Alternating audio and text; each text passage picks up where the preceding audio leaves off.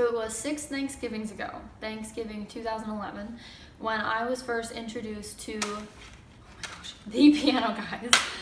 And I remember my whole family, we were surrounded by this like laptop, and we just watched these like 5 middle-aged guys just like completely take apart this piano.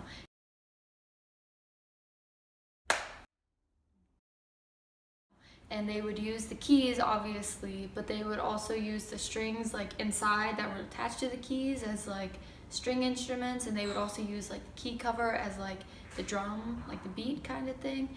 And then, so then they did What Makes You Beautiful by One Direction.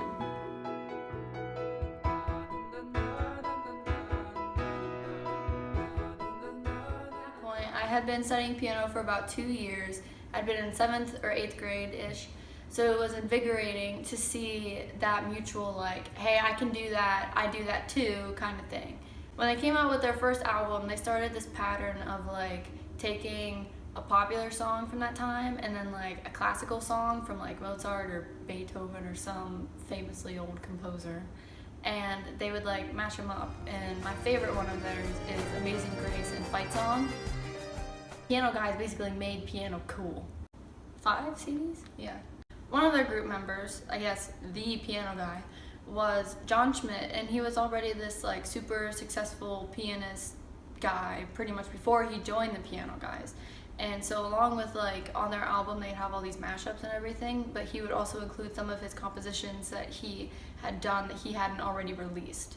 As an aspiring pianist myself, I don't want to say that piano is boring, but at 12 or 13 years old, it was, it's really hard to get yourself to be motivated to practice something that meticulous. And part of the way that I self-incentivized, I guess, was to first like fall in love with one of his pieces, one of his own like composition things, and then I would tell myself that I was going to learn that I was going to do that. Once I became good enough, I actually learned All of Me.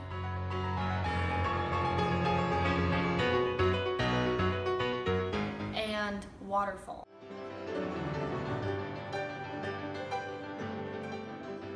Once I had been playing piano for a pretty long time, I wanted to try something new, and pretty much like seeing the Piano Guys make stringed instruments like super cool and super intricate, and they have like these electric like cellos and violins and stuff. I decided to start learning violin during my senior year of high school. Having 4 middle-aged role models may not be typical for a young musician, but I'm not sure if music would have kept my interest for nearly a decade without their influence. My name is Emma Griffith, and this is my brief but spectacular take on the importance of musical inspiration.